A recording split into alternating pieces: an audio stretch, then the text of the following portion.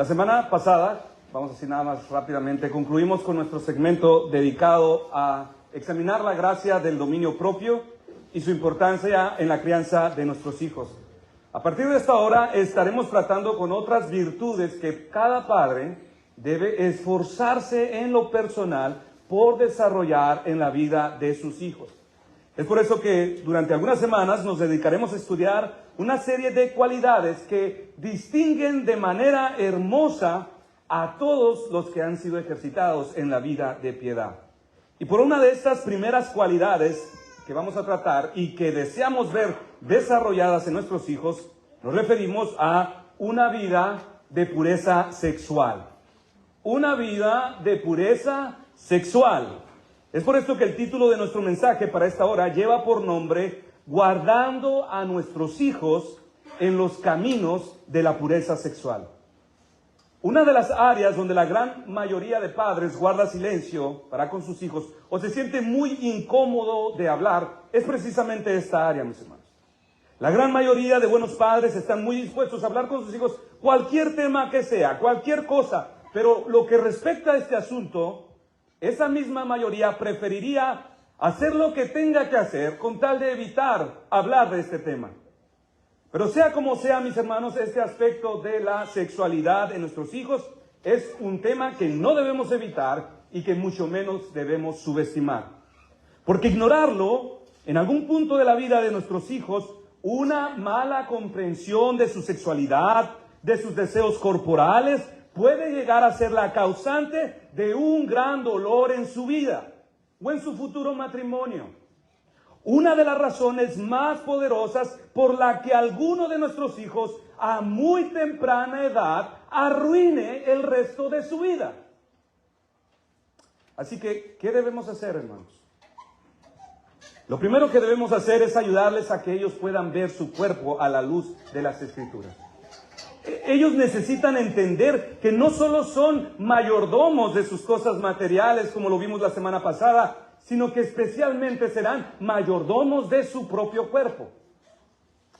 ¿Qué dice el apóstol en primera de Corintios 6, 19 al 20? ¿O ignoráis que vuestro cuerpo es templo del Espíritu Santo, el cual está en vosotros, el cual tenéis de Dios y que no sois vuestro? Porque habéis sido comprados por precio. Glorificad pues a Dios en vuestro cuerpo y en vuestro espíritu, los cuales son de Dios. ¿Qué está diciendo Pablo? Pablo está diciendo que tanto vuestro cuerpo como vuestro espíritu, ambos son de Dios. Aquí Pablo nos recuerda que tanto tu espíritu como tu cuerpo, con todas sus facultades que le adornan, son de Dios. Y que solo Él tiene el derecho exclusivo de demandar cómo habrás de usar ambas cosas.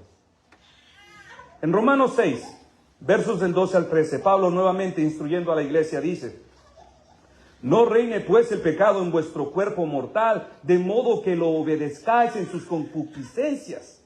Ni tampoco presentéis vuestros miembros al pecado como instrumento de iniquidad, sino presentaos vosotros mismos a Dios como vivos de entre los muertos y vuestros miembros a Dios como instrumentos de justicia.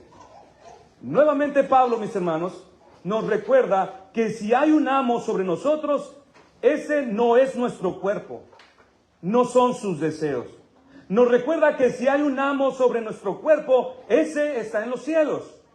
Nuestro cuerpo no nos pertenece, tu cuerpo no es tu propiedad, no es tu amo. De manera que termines obedeciéndolo en cada aspecto. Y aquí la importancia, mis hermanos, de instruir a nuestros hijos en este tema tan importante. Si ellos no aprenden a controlar los deseos de su cuerpo, sus deseos corporales terminarán controlándolos a ellos el resto de sus vidas. Y en el trayecto sufrirán. Y hermanos, ¿cuán urgente es este deber?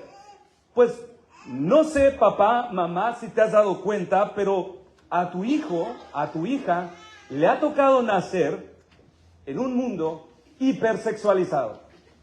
Hipersexualizado. Los comerciantes usan el sexo para vender productos que no tienen nada que ver con lo sexual. Desde comida de gatos hasta destapadores de caños.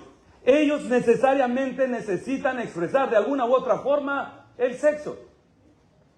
Todo de alguna u otra manera tiene una conexión. Todas las películas, incluso las que son para niños, tienen alguna referencia, alguna esencia sexual obligatoria en sus escenas. Los diseñadores de ropa crean modas para enfatizar una apariencia sensual y erótica. Las letras sexuales están a la orden del día en la música. Ellos han nacido en un mundo hipersexualizado. Tus hijos ahora tienen un acceso libre a cualquier forma de contenido sexual. Antes, tú tenías que salir a buscarlo. Tú tenías que salir a la calle para encontrarlo.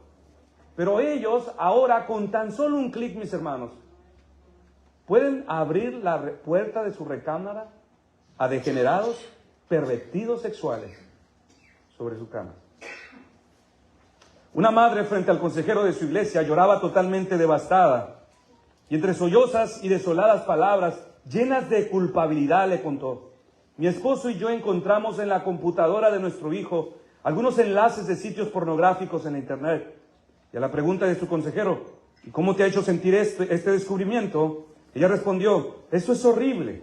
Me siento confundida, traicionada. Mi hijo participa activamente en el grupo de jóvenes de nuestra iglesia. Es un niño muy amable y considerado con sus hermanos. Él es muy sensible a las necesidades de los demás. Mi hijo es todo lo que cualquier padre podría anhelar. Claro, no es perfecto, pero nuestros problemas con él no pasaban más allá de olvidar alguna tarea, de no querer ir al entrenamiento o querer pasar más tiempo frente a sus videojuegos. En sí, no hay mucho que quejarse de él. Su actividad en la computadora parecía fuera de lugar y el material sexual que tenía era mucho y mucho peor del que sus padres habrían podido imaginar. La respuesta de su madre mostraba el nivel de conmoción que había producido ese descubrimiento. Como había sospechado de su nuevo deseo de más privacidad mientras jugaba en la computadora, su madre investigó un poco mientras él estaba en la escuela. Quedó completamente pasmada al no encontrar sitios de videojuegos en su historial, sino videos vulgares y gráficos de actos sexuales y visitas a sitios pornográficos. Sintió que su mundo se desplomaba mientras bajaba el historial. El peso de la pérdida de la inocencia de su hijo era insoportable. No pudo evitar llorar a mares ante tal descubrimiento. Cuando su hijo volvió a casa de la escuela aquel día, se encontró con su madre con el rostro claramente hinchado de haber estado llorando. Ella intentó guardar la compostura, pero apenas empezó a hablar con él, se derrumbó y no pudo contener las lágrimas. Como entendió que lo habían descubierto, el hijo de inmediato se turbó y prometió no volver a hacerlo jamás. Pidió perdón efusivamente y con lágrimas en los ojos rogó que lo perdonaran. Ella no esperaba nada menos, era su hijo el más sensible. Desde pequeño había sabido distinguir muy bien entre el bien y el mal. Debido a la reacción de su madre, supo que esto era un fracaso moral en su vida. ¿Cómo pudiste? ¿Cómo pudiste? Fueron las únicas palabras que pudo pronunciar su madre entre un llanto descontrolado. Hermanos, la sexualidad, junto con sus deseos en la vida de nuestros hijos, es una realidad que no podemos evitar y que no puedes subestimar. Porque en algún momento nuestros hijos tendrán que lidiar con el despertar de estas nuevas sensaciones. Y ellos deben de estar preparados. Y como hemos enseñado ya, para entonces ellos debieron haber sido ejercitados en la gracia del dominio propio. De lo contrario, no podrán controlar los deseos de su cuerpo. Su cuerpo los controlará a ellos y se dejarán arrastrar por sus deseos, por lo que sienten, por sus impulsos, por lo que ven sus ojos.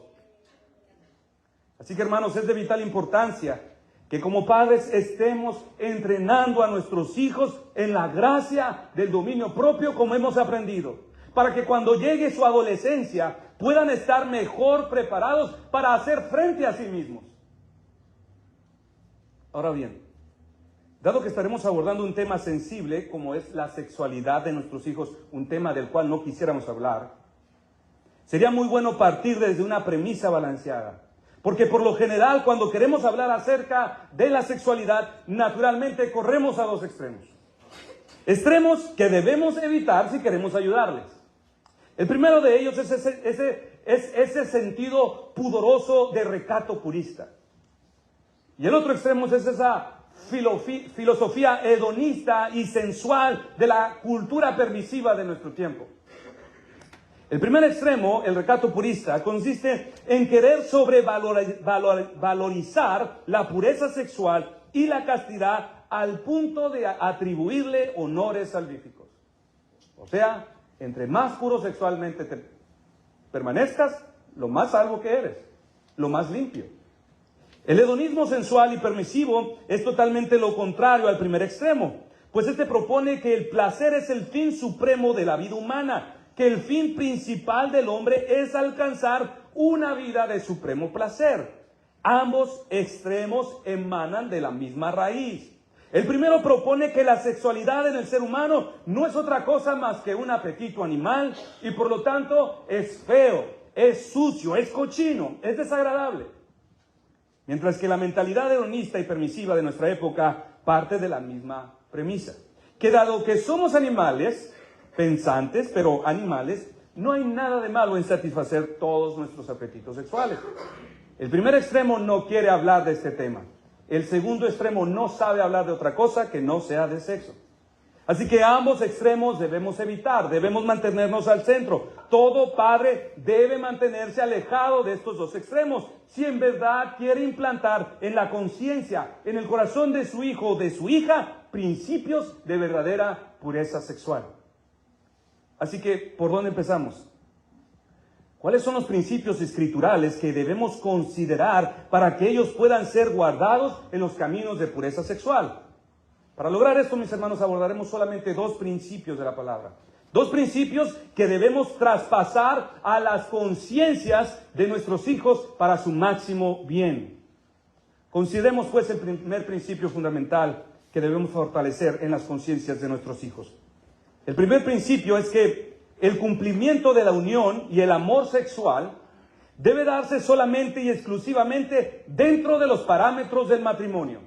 Este es el primer principio, que el cumplimiento de la unión y el amor sexual deben darse solamente y exclusivamente dentro de los parámetros del matrimonio. Es decir, un hombre y una mujer solo tendrán derecho de participar de este hermoso privilegio cuando estos han unido su vida por medio del vínculo legal del matrimonio. En sencillas palabras, solo cuando estén casados. Fuera de este contexto matrimonial, las relaciones sexuales no existen. No existen. Vamos a Génesis 2, 18 al 24, y voy a leer a partir del verso 18. Y dijo Jehová: no es bueno que el hombre esté solo, le haré ayuda idónea para él. Jehová Dios formó pues de la tierra toda bestia del campo y toda ave de los cielos, y las trajo a Adán para que viese cómo las había de llamar. Y todo lo que Adán llamó a los animales vivientes, ese es su nombre. Y puso Adán nombre a toda bestia y ave de los cielos y a todo ganado del campo, mas para Adán no se halló ayuda idónea para él. Entonces Jehová Dios hizo caer sueño profundo sobre Adán, y mientras éste dormía tomó una de sus costillas y cerró la carne en su lugar. Y de la costilla de Jehová Dios tomó del hombre, hizo una mujer y la trajo al hombre. Dijo entonces Adán: esto es ahora hueso de mis huesos y carne de mi carne. Esta será llamada varona, porque del varón fue tomada. Ahora les hago una pregunta, mis hermanos, antes de seguir adelante. ¿En qué condiciones se encontraba Adán en este momento? O antes, poquito antes de Eva. Adán estaba soltero. Habitaba en un lugar deleitoso, placentero. Adán tenía todo lo que podría desear, excepto una compañera. Así que Dios tiene una gran idea. Crea de Adán una mujer que pueda suplir todas las necesidades de Adán.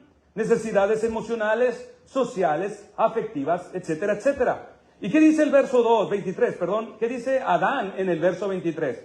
Esto es ahora hueso de mis huesos y carne de mi carne. Algunos comentaristas han dicho que este verso debe ser leído en su énfasis correcto si verdaderamente queremos entender su sentido. Y ellos dicen que cuando Adán vio a Eva, no dijo: hola Eva, te ves curiosita. Tampoco dijo: ¿eso es una mujer? Ah, es diferente a mí. No dijo: ah, qué interesante, alguien igual a mí. No, mis hermanos, ellos dicen que la expresión de Adán en estas palabras fue como: ¡Wow! Dios, te sacaste un 10. Mamacita. Eso fue la expresión. Eso es lo que dicen los comentaristas. Recuerden, hermanos, que Adán durante bastante tiempo no vio más que lagartijas, avestruces, guachinangos, arañas, pescados, pulpos. Y de pronto, ¡tran! Dios le tenía una sorpresa. Eva. Adán vio a Eva radiante de belleza, contempló en ella una verdadera expresión de todo lo que era, de todo lo que verdaderamente es bello. Ahora recuerde que Adán estaba en un lugar perfecto, así que para que Adán, mis hermanos, pudiera llegar a expresarse así de esta mujer, seguramente esta mujer era de ojos verdes, pelo chinito y güerita. Seguramente la conoció al salir de la prepa, no sé. Esto, mis hermanos, emocionó mucho a Adán. Adán ahora tenía una compañera con la cual podría compartir su vida, a la cual ella podría amar. Tenía la compañera del deleite. Y sigue diciendo el texto: esta será llamada varona porque del varón fue tomada, por tanto dejará el hombre a su padre y a su madre, y se unirá a su mujer, y serán una sola carne. Y estaban ambos desnudos, Adán y su mujer, y no se avergonzaban. Ahora, hermanos, algo importantísimo que debemos considerar. Eva no solo ahora es hueso de sus huesos y carne de su carne, sino también Eva vendría con una capacidad mística de convertirse en una sola carne con Adán. Y se unirá a su mujer y serán una sola carne. Dice Pablo en Efesios 5, por eso dejará el hombre a su padre, a su madre, y se unirá a su mujer, y los dos serán una sola carne. Grande es este misterio, mas yo digo esto respecto de Cristo y de la iglesia. Hermanos, ¿qué envuelven estas palabras? Estas palabras envuelven el aspecto del amor sexual en la relación íntima, por medio del cual un hombre y una mujer, unidos por el vínculo del matrimonio, llegan a ser nuevamente una sola carne con su pareja. Escribió Thomas Adams en su exposición a Segunda de Pedro: en el día de la creación, Dios hizo a dos de uno. Pero en el día del matrimonio, Dios hace a uno de dos. Esto es lo que dice Pablo, hermanos. Que por medio del acto sexual entre un hombre y una mujer, dos almas distintas, dos cuerpos distintos, llegan a vincularse para siempre. Este principio se infiere en 1 Corintios 6, 15 al 16, donde dice el apóstol Pablo: ¿no sabéis que vuestros cuerpos son miembros de Cristo? ¿Quitaré pues los miembros de Cristo y los haré miembros de una ramera?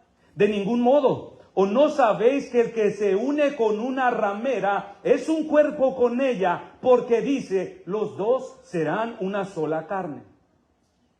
Hermanos, si en verdad queremos ayudar a nuestros hijos para que ellos sean guardados en los caminos de pureza sexual, ustedes no pueden olvidar esta verdad acerca de la intimidad sexual, de esta unión de dos almas en un solo cuerpo. Será un verdadero acto de crueldad, mis hermanos, cometido en contra de tus hijos, que tú tiendas al extremo de guardar silencio respecto a este tema. Esto es sumamente importante, y que te calles sería una crueldad en contra de tu hijo o de tu hija. Papá, mamá, tú serás culpable de la más alta traición si no instruyes a tu hijo, a tu hija respecto a este asunto. Si no les hablas la verdad respecto a la peculiaridad del sexo. Si tú no le adviertes a tu adolescente que el unirse a un noviecito, a una noviecita sexualmente, le vinculará para toda la vida con esa persona.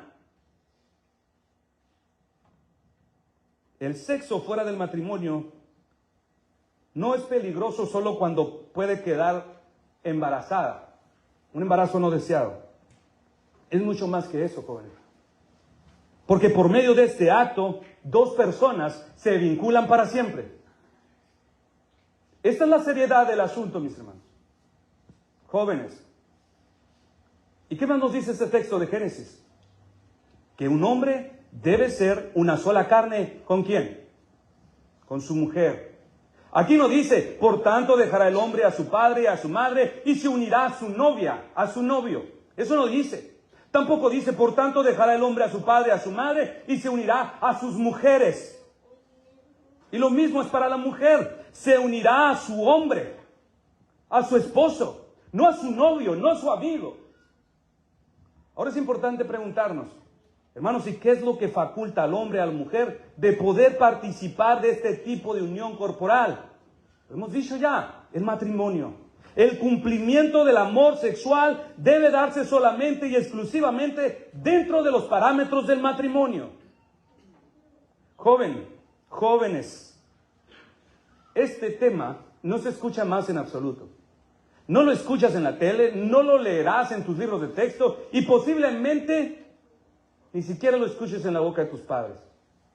Pero debes de saber esto, que la voluntad de Dios es que tú participes de una unión amorosa y sexual solo dentro de los parámetros del matrimonio. Solo allí el sexo es realmente hermoso, solamente es bueno y solamente allí es bendecido. ¿Y qué es el matrimonio, mis hermanos? El matrimonio es un pacto de compañía consensuado por un hombre, una mujer, donde ambos hacen una promesa ratificada por medio de un voto o juramento legal, donde ambos se comprometen a suplirse el uno al otro las necesidades de compañía más profundas, ya sea en el ámbito social, emocional, intelectual, espiritual y sexual. En Malaquías 2:14 se menciona este tipo de unión pactual. Porque Jehová ha atestiguado entre ti la mujer de tu juventud, contra la cual has sido desleal, siendo ella tu compañera y la mujer de tu pacto. Esta es la única manera en que Dios permite la unión sexual. Esta unión íntima entre los esposos, podemos decir, es el regalo de bodas que Dios entrega de manera amorosa y exclusiva a los recién casados. Hurtar este regalo, tomarlo de manera anticipada o adjudicárselo de manera personal, se le llama fornicación en las Escrituras. Y Pablo continúa diciendo en 1 Corintios 6, verso 18, huid de la fornicación, huid de la fornicación. Cualquier otro pecado que el hombre cometa está fuera del cuerpo, mas el que fornica contra su propio cuerpo peca. ¿Qué habíamos dicho? Que la unión sexual vincula a otro cuerpo con nosotros para toda la vida. Así que jóvenes, niños que me escuchan, ¿con quién solamente debe darse esta hermosa unión? Esta hermosa y amorosa unión sexual. Esta unión amorosa es solamente con la mujer del pacto, con el hombre de vuestro pacto. No es con el novio, no es con la novia. Es con el esposo, es con la esposa. Entonces, ¿cuál es el principio que estamos estableciendo? Que el matrimonio es el único contexto apropiado para el cumplimiento del amor sexual. Fuera de ese marco, apartados de ese parámetro, el sexo es sucio, es impuro, es pecaminoso, es destructivo. Es destructivo. Vamos a Proverbios capítulo 5 y voy a leer a partir del verso 15. Y quiero que usted observe algunas directrices que Salomón entrega respecto a esta clase de unión. Dice aquí, Proverbios 5, a partir del 15. Bebe el agua de tu misma cisterna y los raudales de tu propio pozo. Se derramarán tus fuentes por las calles y tus corrientes de agua por las plazas. Sean para ti solo, no para los extraños contigo. Sea bendito tu manantial y alégrate con la mujer de tu juventud, como sierva amada y graciosa Gacela. Sus caricias te satisfagan en todo tiempo y en su amor recréate siempre. Y atención, dice, ¿y por qué, hijo mío, andarás ciego con la mujer ajena y abrazarás el seno de la extraña? Porque los caminos del hombre están ante los ojos de Jehová, y él considera todas sus veredas. Prenderán al impío sus propias iniquidades, y retenido será con las cuerdas de su pecado. Él morirá por falta de corrección, y errará por lo inmenso de su locura. De su locura.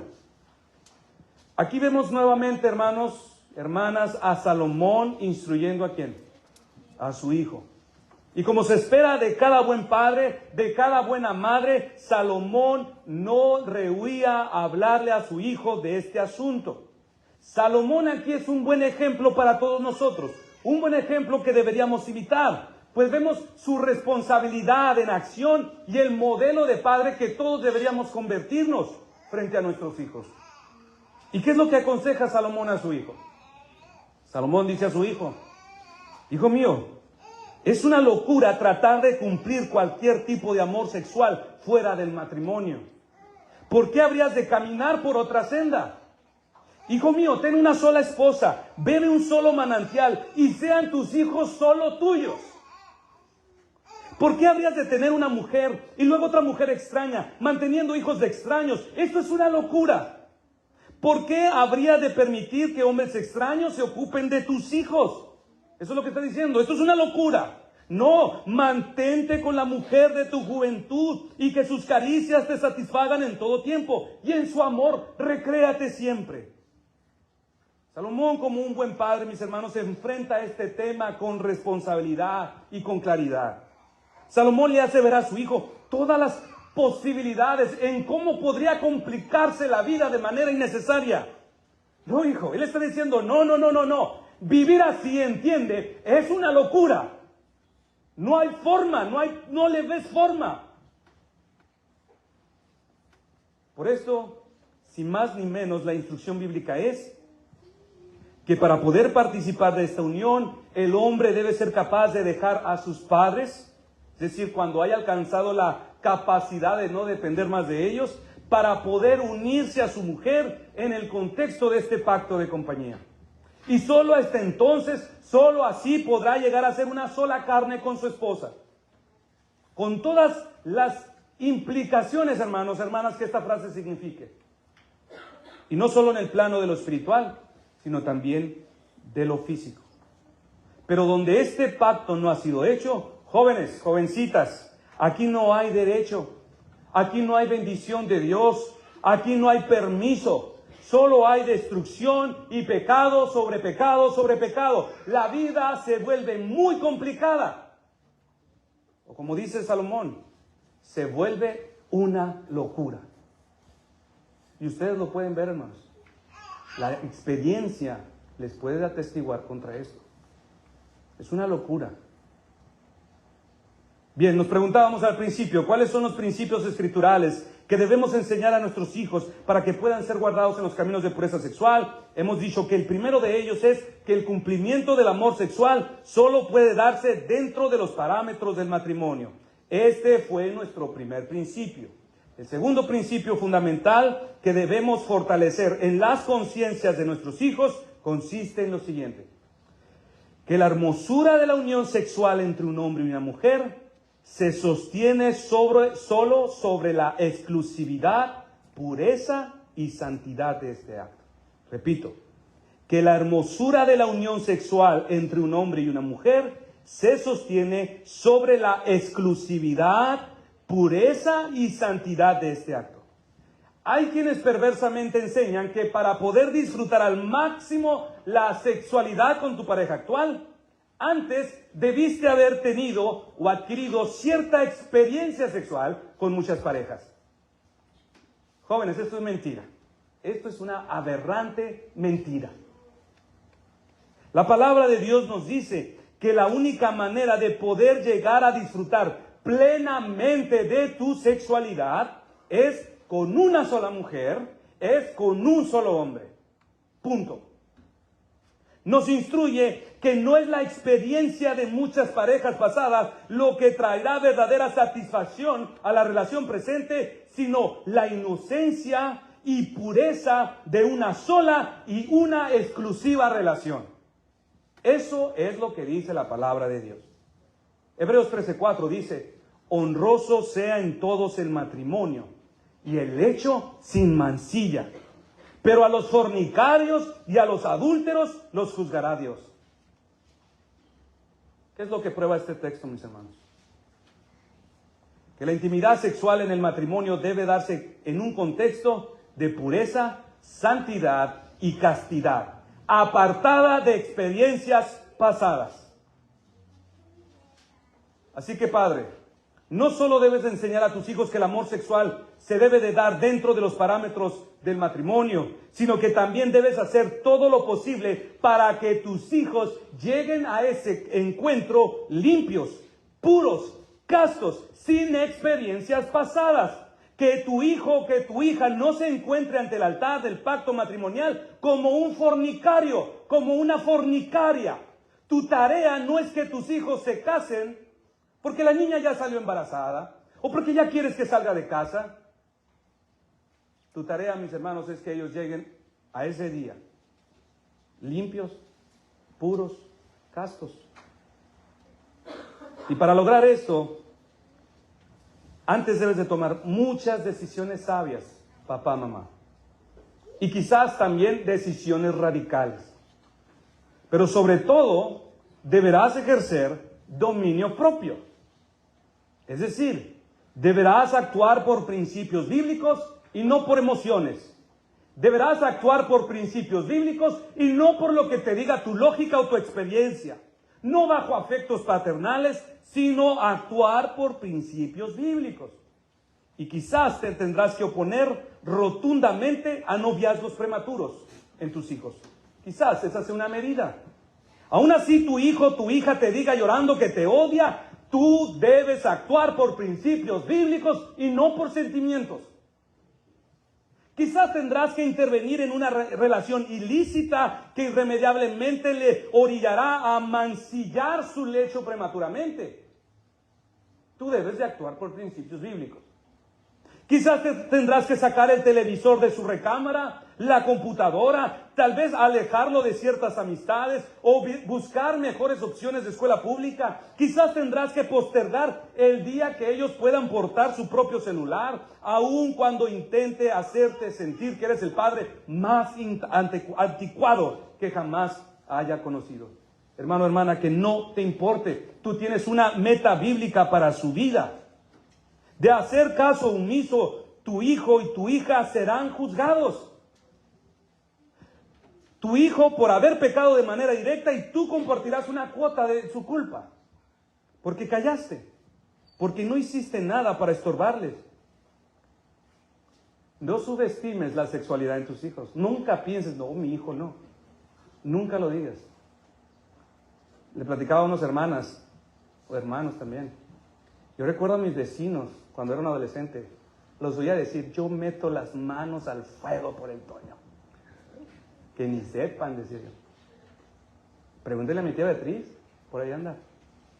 Toñito era el ejemplo de jovencito en el barrio. No sabían que era la mente maestra. Hermanos, nunca subestimemos a nuestros hijos. Nunca subestimemos. No te importe cómo te haga sentir tu hijo. Tú tienes una meta bíblica. Tú tienes una mente bíblica. En 1 Samuel se nos dice que los hijos de Elí vivían fornicando con las mujeres del pueblo. Y por esta razón dijo Dios en el verso 12, aquel día yo cumpliré contra Elí todas las cosas que he dicho sobre su casa, desde el principio hasta el fin, y le mostraré que yo juzgaré su casa para siempre por la iniquidad que él sabe, porque sus hijos se han envilecido y él no los ha estorbado. Nuestro texto dice, honrosos sean todos el matrimonio y el lecho sin mancilla, pero a los fornicarios y a los adúlteros los juzgará Dios. Ahora, ¿saben cuál es la palabra griega que el escritor a los hebreos está usando aquí? Para la palabra lecho.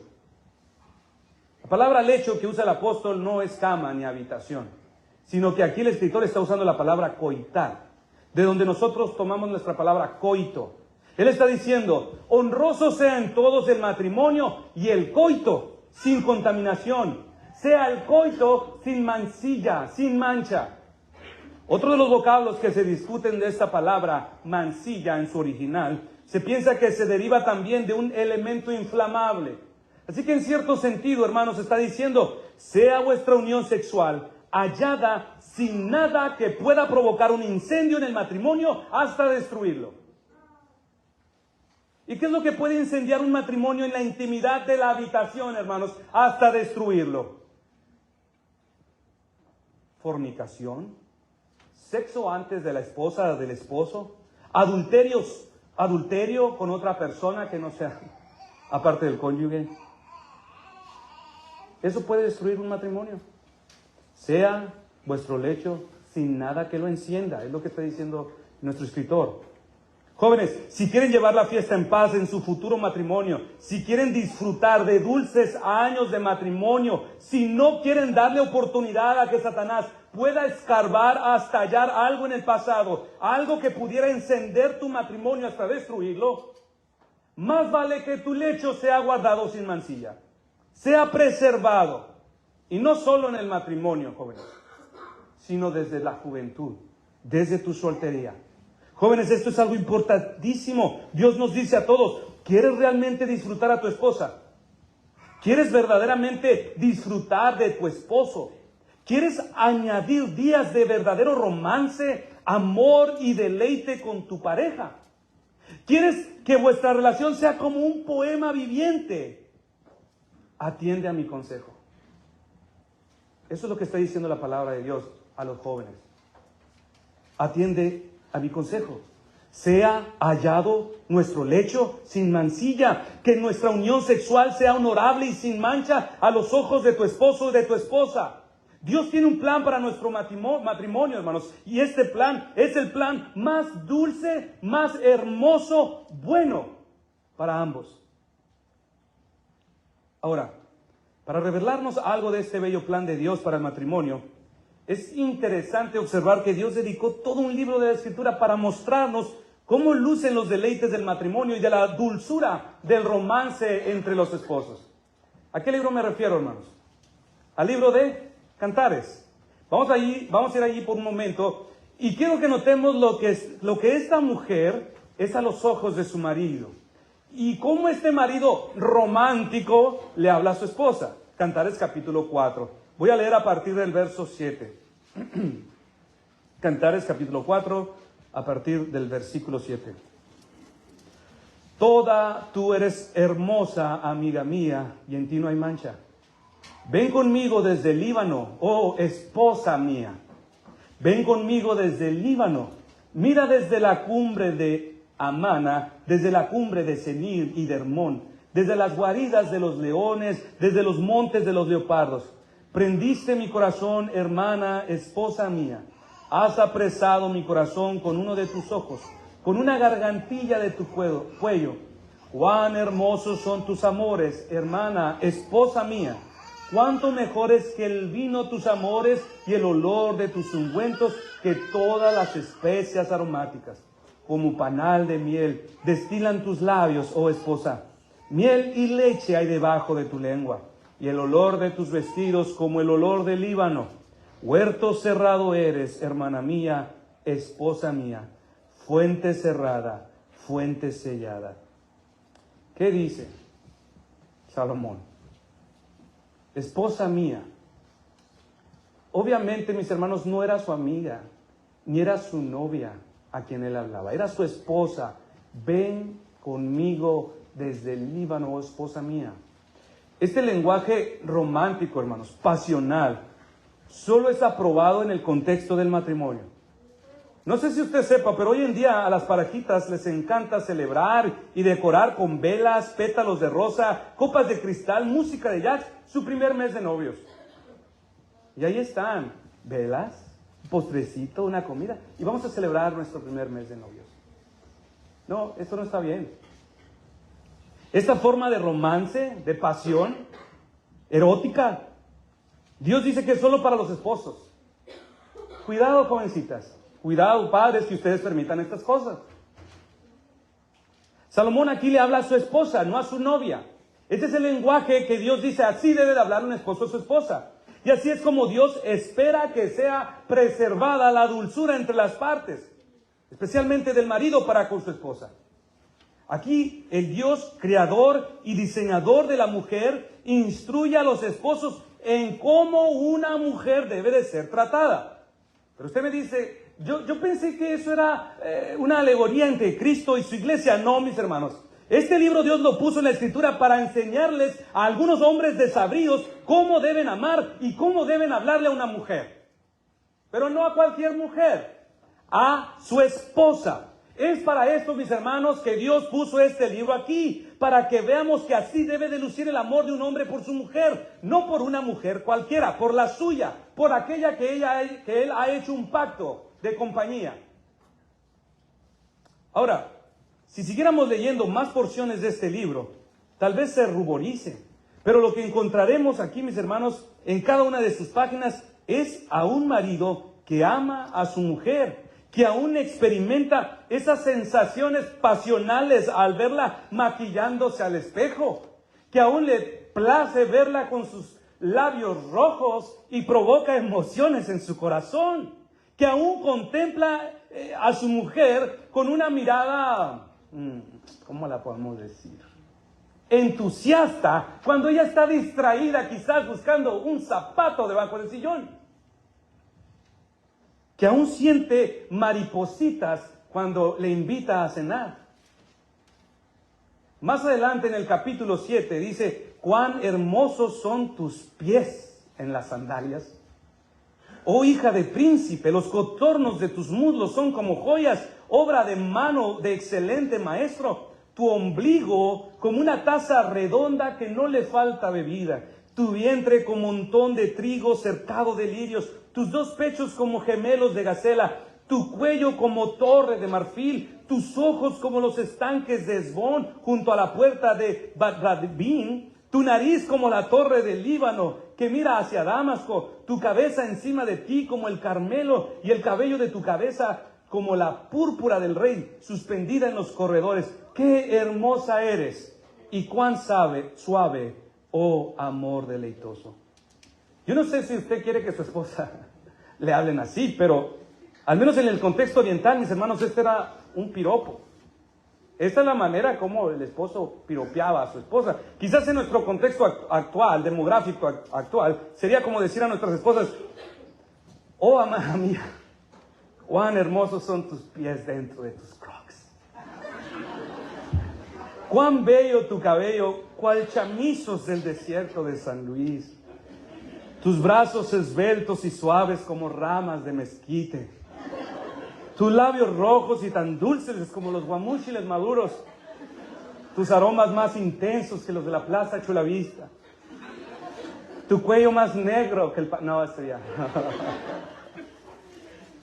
Esposos, sería muy bueno que de este libro de Cantares usted hiciera su libro de texto. Así removerías ese concepto equivocado de muchos hombres que creyeron que el romanticismo era para la época del noviazgo y se olvidaron que era especialmente para los casados. Se olvidaron de ser románticos y así poco a poco lo fueron perdiendo. Se convirtieron en esposos agrios, fríos, secos con sus esposas. Ya no se dicen cosas cariñosas, ya no se besan en la boca, ya no se toman de la mano y pasan meses sin tener un encuentro amoroso entre ellos. Hermanos, esa no es la imagen que Dios presenta del matrimonio en la Escritura. Aquí no vemos a un hombre que ya no tiene una mente romántica por su esposa. No tenemos a un esposo que ya no sabe expresar bonitas palabras a su esposa. Aquí no encontramos a un hombre que ha perdido la atracción por su esposa. Aquí lo que encontramos es a lo que llamaríamos hoy un hombre cursi. Esto es lo que tenemos. Ahora, hermanos, ¿por qué hemos traído este pasaje de Cantares? ¿Nos hemos desviado del tema? No. Porque decíamos que un amor así, un amor romántico y la preservación del romance entre los esposos solo podrá darse en el contexto de un lecho sin mancilla, donde Satanás no encuentra nada en el pasado para encender el matrimonio actual. El pecado sexual lo destruye todo, sea fornicación en el noviazgo o con los amigos de la escuela, sea adulterio en el matrimonio, sea un pasado inmoral. Es como un fuego que sigue destruyéndolo todo, contaminándolo todo. Donde ha habido todo esto, será casi imposible erguir un matrimonio como el de Cantares. Donde falta todo esto, hermanos, es casi imposible tener un matrimonio así. No digo que sea imposible, pero costará mucho, mucho trabajo, mucho dolor. Ha habido matrimonios que con la ayuda del poder del Trino Dios han podido ser restaurados completamente, pero lo han logrado a través de muchos sufrimientos. Pero lo cierto, hermanos, es que no todos lo lograrán. Irán al cielo salvos, sí, pero el enemigo les robó una preciosa joya. Así que les pregunto, jovencitas, jovencitos, ¿quieren tener las mejores posibilidades de experimentar un matrimonio de este tipo? Lee Cantares e imprégnate de los amores del matrimonio allí escritos, y entonces haz todo lo posible porque tu lecho sea hallado sin mancilla. Si algún jovencito, alguna jovencita te ha insinuado robar el regalo que Dios tiene reservado para tu esposo o para tu esposa, que está reservado para el día de bodas, joven, jovencita, huye de esa relación. Si el novio te está insinuando, manipulando, ¿de qué manera podríamos tener este encuentro? No va a pasar nada, yo te voy a cuidar, yo al cabo es que siempre estaré contigo. Huye de esa relación, te va a desgraciar la vida. Te la va a desgraciar.